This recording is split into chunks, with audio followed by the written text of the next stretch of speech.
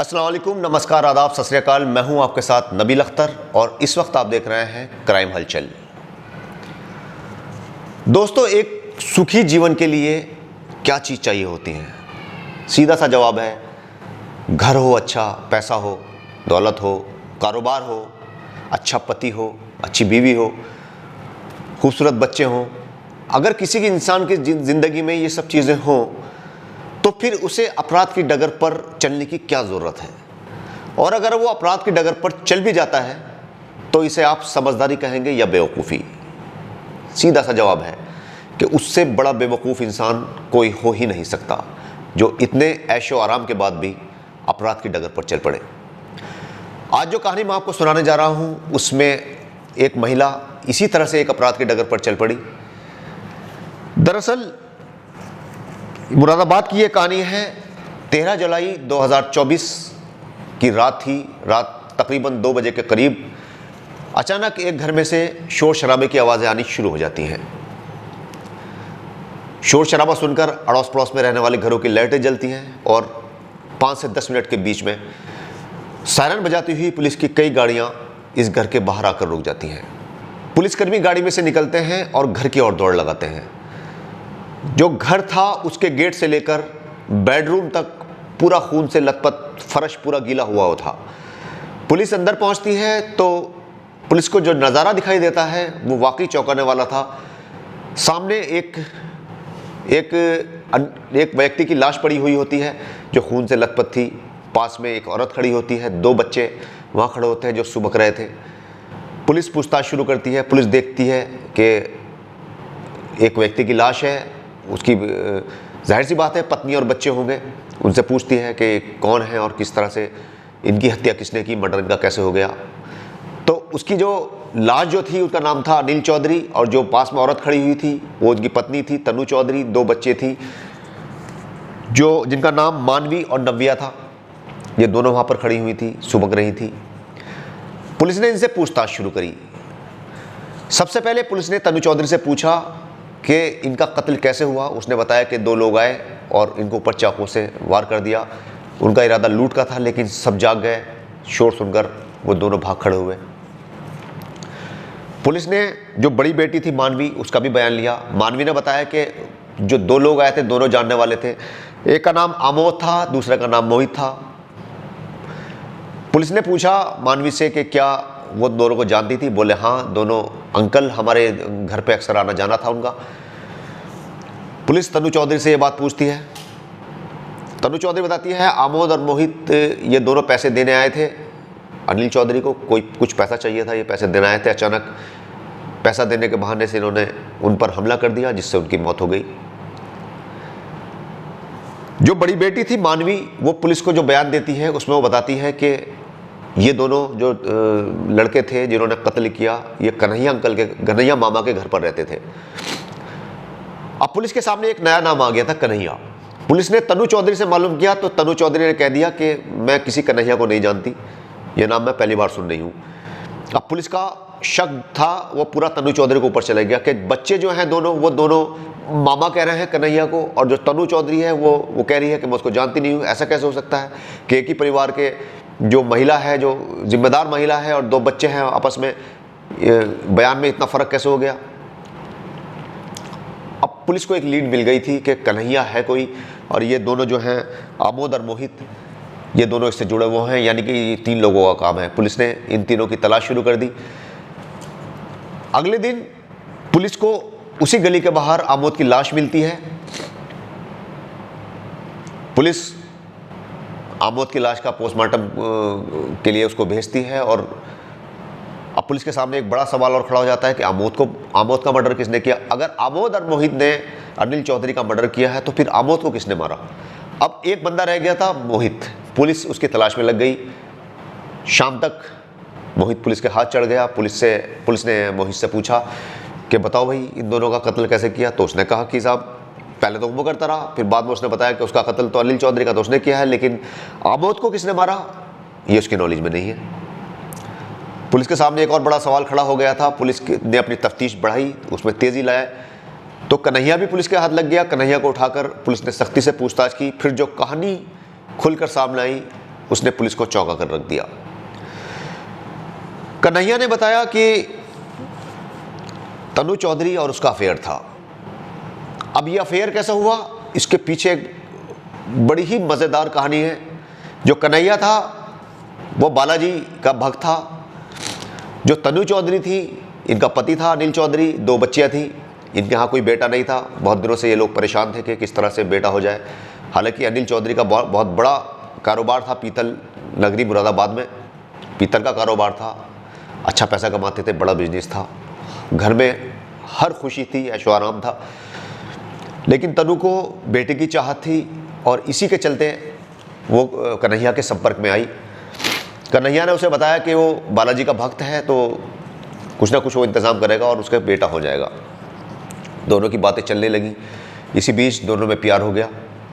कन्हैया और तनु चौधरी एक दूसरे से प्यार करने लगे। अनिल चौधरी को इन पर शक हुआ, लेकिन अनिल के पास कोई पुख्ता सबूत नहीं था तनु के खिलाफ कि जो वो कुछ कह पाता, इसलिए वो चुप हो गया। 2 बच्चों की ज़िंदगी सामने थी, पूरा कारोबार था। उसने नज़रअंदाज कर दिया और समझाया उसे तनु को कि कन्हैया से दूर रहे हम। लेकिन तनु नहीं मानी। एक बार ऐसा हुआ कि कन्हैया राजस्थान जा रहा था, तो उसने तनु से कहा कि तुम भी राजस्थान चलो, 2-3 दिन का टूर है, वहाँ पे साथ में रहेंगे। अब मसला था कि अनिल जो है उसको परमिशन कैसे दे, 2 बच्चे भी हैं। फिर उसने समझाया अनिल चौधरी को, अपने हस्बैंड को। उससे बात करी तनु ने, उससे कहा कि भाई एक चांस और दे दो, कन्हैया वहाँ जा रहा है राजस्थान, वहाँ पे दरबार लग रहा है, तो हो सकता है कि हमें बेटा मिल जाए, परमिशन दे दो। तो अनिल ने उसे परमिशन दे दी कि जाओ, अच्छा चली जाओ, लेकिन 2 दिन से ज़्यादा मत रुकना।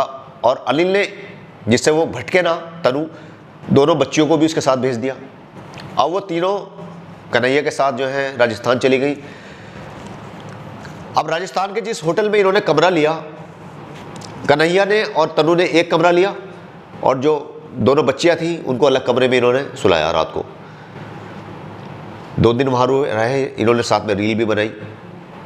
जब वो रील सोशल मीडिया पर वायरल हुई तो अनिल चौधरी के पास भी पहुंची। अनिल का और तनु का उसके बीच झगड़ा हुआ और उसने कन्हैया से तनु को मिलने पर पूरी तरह से रोक लगा दी कि अब जो है आप कन्हैया से नहीं मिलेंगी किसी भी हालत में। सख्ती कर दी अनिल चौधरी ने। अब ये अनिल चौधरी जो हैं इन दोनों के रास्ते का कांटा बन चुके थे। अब ये दोनों एक दूसरे के बिना रह नहीं सकते थे। तनु ने कन्हैया से कहा कि भाई कुछ इंतज़ाम करो, ये तो बहुत परेशानी का सबब हो गया कि अनिल हमें मिलने नहीं दे रहा। अब इन दोनों ने एक प्लान बनाया।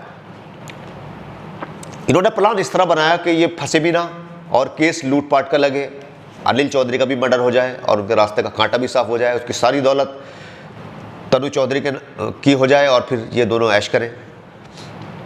इसी के चलते इन्होंने प्लान बनाया कि रात में जो है तनु जो है दरवाज़ा खुला रखेगी और आमोद और मोहित जो कन्हैया के दोस्त थे और उसके भक्त भी थे, क्योंकि कन्हैया जो था तांत्रिक था,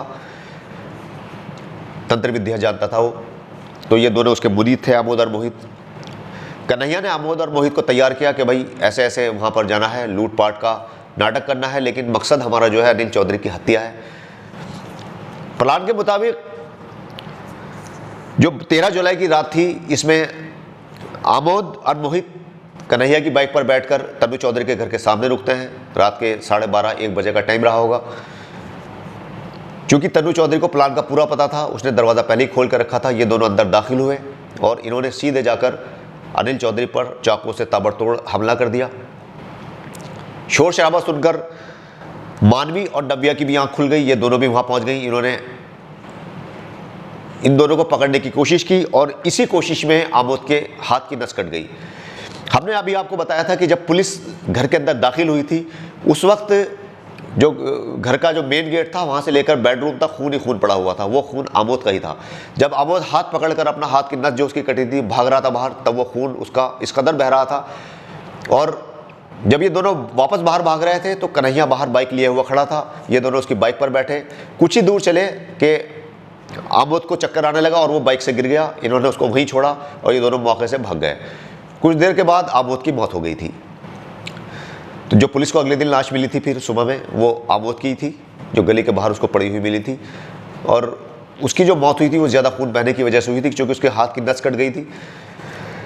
अब पुलिस ने इन दोनों को गिरफ्तार किया। तन्नू चौधरी और कन्हैया को हिरासत में ले लिया गया है। इनसे पूछताछ और भी की जा रही है। इनका मकसद यही था कि अनिल चौधरी की मौत के बाद ये पूरी दौलत पर कब्जा कर लेंगे और इनकी बाकी ज़िंदगी ऐशो आराम से गुजरेगी।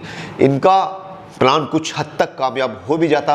अगर दोनों बच्चों की आंख ना खुलती तो ये शायद अपने प्लान में कामयाब हो भी सकते थे। लेकिन एक पुरानी कहावत है, बड़ी कहावत है कि अपराधी कितना भी चालाक क्यों ना हो, कुछ ना कुछ सुराग ज़रूर छोड़ जाता है। और ये तो सुराग ही सुराग इन लोगों ने छोड़े। सबसे बड़ा सुराग तो तन्नू चौधरी ने जब पुलिस को बयान दिया, उसने कन्हैया को पहचानने से इनकार कर दिया, जबकि दोनों बच्चे उसको मामा कह रहे थे। तो पुलिस की शक की सुई तो पहले ही तन्नू चौधरी की ओर घूम चुकी थी।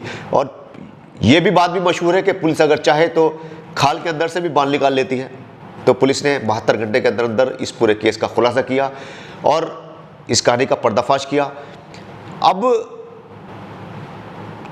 अगर एक माँ होने के नाते जो महिलाएं हमारा ये प्रोग्राम देख रही हैं या जो पुरुष देख रहे हैं, सोचें कि किस तरह से उस माँ ने इन दोनों बच्चों की ज़िंदगी तबाह और बर्बाद कर दी। खुद जेल गई, बाप को मरवा दिया। अब ये दोनों बच्चियाँ किस तरह से अपनी ज़िंदगी गुजारेंगी, कैसे इनकी पढ़ाई होगी, कैसे इनकी परवरिश होगी बिना माँ बाप के। तो ये एक बड़ा सवाल तन्नू चौधरी ने उन माओं के सामने खड़ा कर दिया है जो ये खबर देख रही हैं। तो ये थी आज की ये मुरादाबाद की बड़ी कहानी। मुझे उम्मीद है कि आपको कहानी पसंद आएगी और आप इससे सबक लेंगे, एक सीख लेंगे कि जिस हाल में भी आप जैसे भी हैं, जैसा ऊपर वाले ने आपको रखा है, आप उसमें खुश रहना सीखिए। अपने घर में, अपने घर के आसपास हर अच्छी बुरी खबर पर पूरी तरह से नज़र रखिए। अपने परिवार का अच्छी तरह से ख्याल रखिए, खुश रहिए, मुस्कुराते रहिए और हर छोटी बड़ी क्राइम स्टोरी के लिए देखते रहिए क्राइम हलचल विद नबील अख्तर। जय हिंद।